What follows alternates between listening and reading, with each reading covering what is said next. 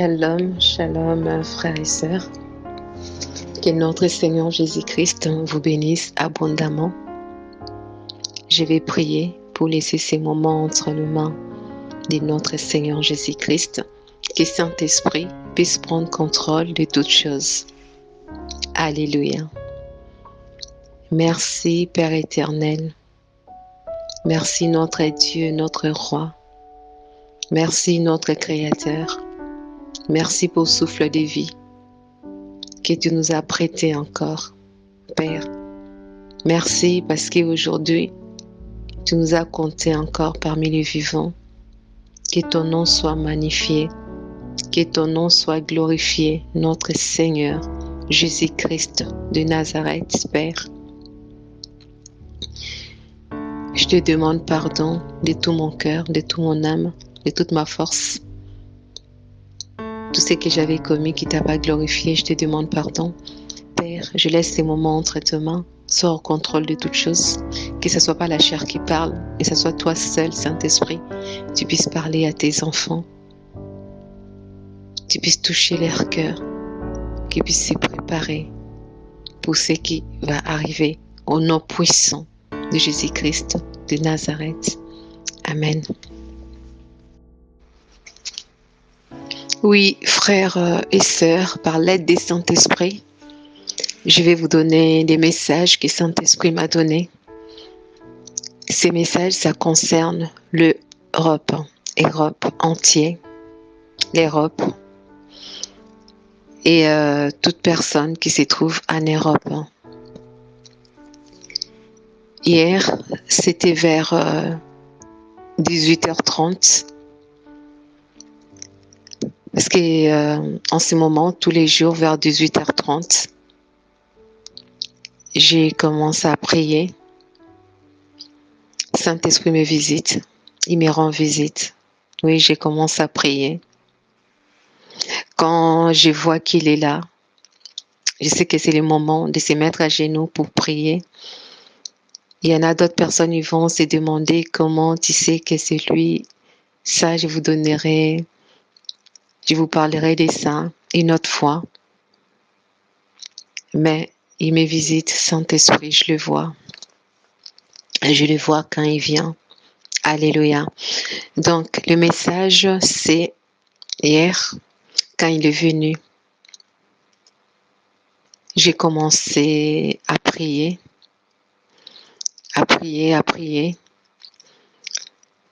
Et il m'a demandé de regarder au ciel. J'ai regardé au ciel. J'ai vu, il y avait dans le ciel, il faisait nuit vers 18h30, il commence à faire sombre. Le nuage, c'était encore clair, un peu bleu ciel, parce que je vous mettrai aussi des photos. Parce que vous savez, vous commencez à avoir l'habitude comment Saint-Esprit m'utilise. Il me donne des images pour les incrédules qui puissent voir que notre Dieu, il est réel, que notre Dieu, il existe, que Seigneur Jésus-Christ, il vient régner très, très, très bientôt, qu'il n'y a plus de temps, en fait. Oui. Et donc, il m'a demandé de regarder au ciel avant même de prier. Je sais quand je regarde au ciel, je vois au fait, je sais qu'il est là. Mais quand j'avais regardé au ciel, il était là. Mais il y avait une autre chose qui était passée aussi. Il m'a fait voir ça. Il y avait une étoile. Cette étoile, c'est une étoile qui est différente par rapport à toutes les étoiles que je vois à chaque fois. C'est une étoile très, très brillante. Elle est plus grosse que d'autres étoiles. Mais c'était le seul étoilière qui était dans le ciel. Quand ça vient, il est seul, toute seule, cette étoile-là. Et je le vois. Il me permet de le voir. Mais d'habitude, comme j'ai dit, il vient toute seule. Mais hier, quand il était venu, il y avait deux choses qui étaient apparues dans le ciel. Il y avait la lune. Lune, c'était un demi-lune. Et puis il y avait l'étoile. Cette étoile que je vois souvent. Il était là. Mais au début, qu'est-ce qui s'est passé? L'étoile, c'était en haut. L'étoile, c'était en haut. Et la lune, c'était en bas. Comme j'ai dit, je vous mettrai les images pour que vous voyez. Et en regardant, j'ai continué de prier. Même pas 1 minute ou 2 minutes, j'ai vu de mes propres yeux comment les changements ça s'est fait. Comment les changements ça s'est fait. Il y a eu, au début, comme je vous ai dit, l'étoile c'était en haut, la lune. Non, l'étoile c'était en haut. Oui, l'étoile c'était en bas. La ligne c'était en haut. Si je ne me trompe pas. Oui, non, l'étoile c'était en haut, la ligne c'était en bas. Oui, l'étoile c'était en haut, la ligne c'était en bas. Et quand ces changements, ça s'est fait, l'étoile c'est devenu en bas, la lune c'est monté en haut. C'est monté en haut. Mes sœurs, mes frères, on sait, quand on voit l'étoile, on peut parler l'étoile que du roi mage, ils avaient vu. Quand on nous parle de l'étoile du matin, l'étoile de berger, on sait qu'on parle de notre Seigneur Jésus-Christ. Et quand on parle de la lune, ça représente les ténèbres. Nous tous, on sait. La plupart des gens qui travaillent dans les ténèbres, ils utilisent beaucoup la lune. On le sait, nous tous. Donc, ce qui s'est passé hier, je peux même vous dire l'heure, c'était vers 18h45. Il y a eu un grand changement ici en Europe. Il y a eu un bouleversement ici en Europe vers 18h45. Les ténèbres, ça envahit l'Europe. La lune qui représente les ténèbres, ça envahit l'Europe. Notre Seigneur Jésus-Christ m'a montré comment l'Europe, il a rejeté complètement notre Seigneur Jésus-Christ. Donc les ténèbres, ça a pris place dans toute l'Europe. Dans toute l'Europe. C'était hier, ce changement-là, ça s'est fait hier, comme je vous ai dit, à 18h45. Ça s'est passé. Et vous savez, des chrétiens, l'épouse qui se trouve en Europe, cherchez vraiment à avoir cette intimité solide avec Saint-Esprit.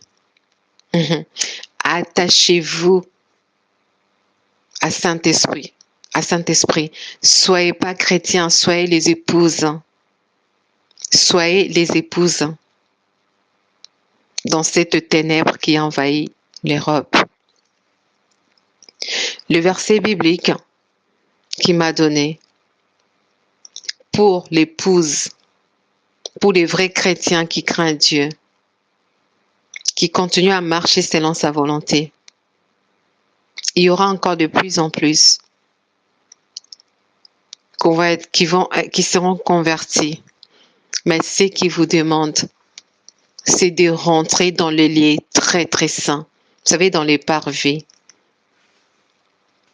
il y avait des parvis, il y avait les lieux saints, et puis il y avait les lieux très très saints. Donc, il veut que l'épouse puisse rentrer dans le lieu très très saint. C'est là où il y a notre protection. C'est là où il y a notre protection. Mais il y aura un grand, grand, grand, grand bouleversement en Europe. L'Europe, l'Amérique, tout ça. Les ténèbres envahies. Mais avant, mais c'est envahi. Mais Dieu, il est Dieu d'amour. Il est Dieu de compassion. Il est en train de permettre cet réveil de cœur, cet réveil des Saint-Esprit puisse toucher le plus de gens possible, puisse toucher le plus de gens possible, que ces gens-là ils deviennent l'épouse, que des chrétiens-là ils deviennent l'épouse de notre Seigneur Jésus-Christ. Donc le verset, je vais vous le lire, c'est l'Apocalypse 6 à partir du verset 5. Il m'a parlé de l'huile et le vin. De l'huile et le vin. Donc le vin, ça représente toi l'épouse. Celles qui vont accepter d'être épouses de Christ. Celles qui vont accepter de marcher dans la sanctification sans compromis. C'est eux qui représentent le vin. Vous savez que notre Seigneur Jésus-Christ, il est le vigneron. Le but des vignerons, c'est travailler les cèpes pour que ça puisse donner des raisins, des fruits à la fin pour récolter du vin. Donc c'est le processus qui se passe pour nous les enfants de Dieu.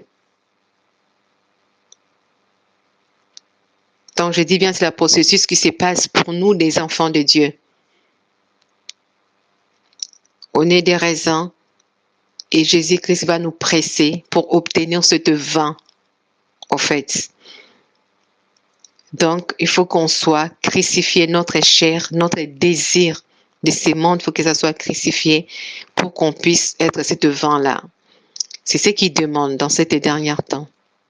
Soyez le vin, soyez l'épouse, soyez l'épouse. Dans ce passage d'Apocalypse 6, à partir du verset 5, il parle de l'huile et le vin, comme je vous ai dit. Huile, c'est qui représente les Saint-Esprit, nous tous on sait. Vous pouvez lire ça aussi dans le Matthieu 25. Que les 5 vierges sages, qu'ils avaient gardé leur huile, et ils étaient rentrés avec l'époux quand l'époux il était venu. Ils étaient entrés avec l'époux quand l'époux il était venu, l'époux qui est notre Seigneur Jésus-Christ.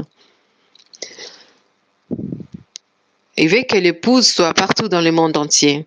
Mais comme ce message il m'a donné, c'est pour l'Europe, dans cet temps, qu'on est rentré, cet temps des ténèbres, que les ténèbres ça remplit complètement depuis hier, l'Europe, des temps très très difficiles, des temps de détresse imaginable qui va prendre place partout en Europe. Je n'ai pas dit que d'autres pays, il n'y aura pas la détresse, il y en aura. Mais celui qui sera en Europe sera terrible. Terrible, terrible. Et en Amérique aussi. Ça sera terrible. Donc, pour finir, c'est que, je vous dis, c'est que Saint-Esprit m'a dit. Rentrez dans le lieu très, très saint. Restez pas dans le parvis. Restez pas dans le lieu saint. Rentrez dans le lieu très, très saint. Donc, c'est votre intimité avec Saint-Esprit. Marchez dans la sainteté sans compromis. Donc, il y aura la protection de notre Seigneur Jésus-Christ sur vous. Il y en a certaines qui vont rentrer en Afrique, mais il y en a certaines, peut-être qui resteront ici. Et c'est Dieu, lui seul. C'est Jésus-Christ, lui seul, il sait comment ça va se passer. Mais c'est que je vous dis seulement, attachez-vous à lui. Il va vous donner les directives. Il va vous donner les directives, ce qu'il faut faire. Lui-même, il va ouvrir les portes pour vous. pour que vous puissiez être, pour que vous soyez, sauvés ou échappés. Lui-même, il fera ça. Lui-même, il va les faire. Donc, mes sœurs, mes frères, que notre Seigneur Jésus-Christ continue à nous garder. Verset biblique, l'Apocalypse 6, à partir du verset 5. Je vais lire au nom puissant de Jésus-Christ de Nazareth. Et quand l'agneau eut ouvert le troisième sceau, j'ai attendu le troisième animal qui disait « Viens et vois ». Et j'ai regardé, il a apparu un cheval noir. Et celui qui était monté dessus avait une balance à la main. 6. Et j'ai entendu une voix qui venait du milieu des 4 animaux et qui disait « La mesure de froment voudra un denier, et les 3 mesures d'orge voudraient un denier, mais ne gâte point ni huile ni vin. » Amen. Je vous donne des versets bibliques en ce qui concerne le parvis et les liens très saints et très saints. Vous pouvez lire ça dans les livres d'Exode, à partir d'Exode 40, verset 43. Amen.